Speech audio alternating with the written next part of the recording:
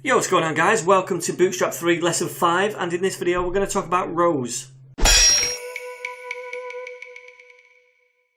Alright then, so we already saw in a previous tutorial that Bootstrap's grid system is split up into rows and columns just like any other kind of grid, okay? So we'd use a row when we want to create a new row of HTML elements on the grid. For example, we could have a strip of 3 elements that we want to place in a row next to each other, right? Which is like the second row here. So we'd put those 3 elements within a row. And each one of those elements would be assigned a width in column value. So they've all got a width here of 4 columns and they're equally spaced apart, okay? So that's how rows work. Now, a row can have up to 12 elements in it, just like this. 1, 2, 3, 4, blah, blah, blah, up to 12. And each element is taking up 1 column in width, right? Or it can have as little as 1 element in the row and it takes up the full width, which is 12 columns in width. Now, to use a row, we have to place it within the container, either fluid or fixed, and we covered containers in the last tutorial. So if you've not checked that out, go and have a look at that first. We have to put it in a container, and then when we make a row, we'll obviously need to add columns inside the row to divide the content horizontally, like this here. Okay, so let's have a look at an example. Alright then guys, so I've just got up a simple example right here, and you can see what I've got here is, first of all, we'll start at the top of the body tag.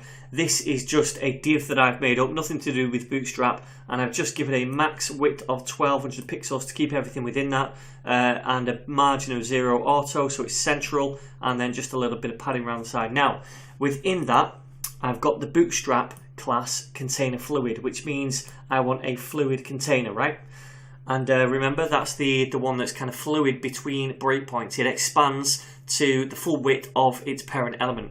So that's going to either be the viewport or this thing here for viewports larger than 1200 pixels. So within that container right there, we've got 2 rows. We've got this one here and this one here. So they've both got a class of row. Now that is a Bootstrap class, and we use that class whenever we want to make a new row. Okay, so 2 rows. Now in the first row, I've got 2 columns, and each one of those is a div. Now, we don't need to worry about this lot at the minute, all this junk. This is all the column kind of classes. I'm going to talk about those later.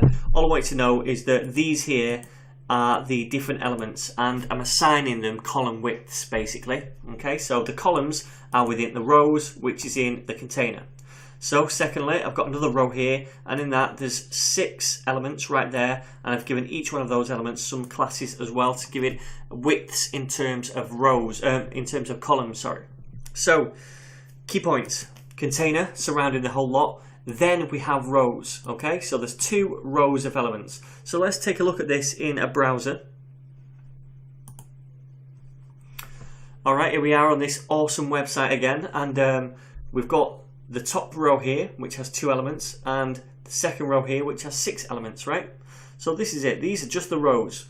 And imagine the grid overlaying this. This would be 8 columns in width. So there's 8 columns going down like that, okay? And this one here would be 4 columns in width, and that adds up to 12 columns. So each row always adds up to 12 columns in width, right? So same with these. Each thumbnail is 2 columns in width.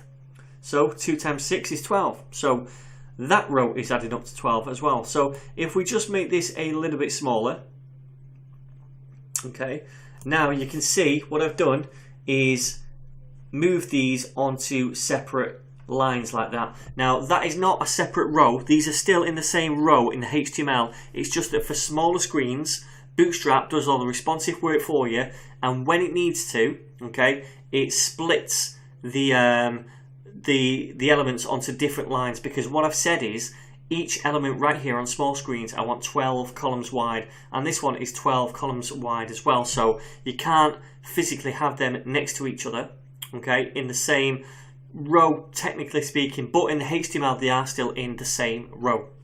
Alright, so that's what rows are all about. We use rows to make a new line of content or HTML elements, and then within those rows we place elements which we apply column widths to. And we're going to speak about columns a little bit more in the next tutorial. So I'll see you guys then. If you have any questions whatsoever, feel free to leave those down below.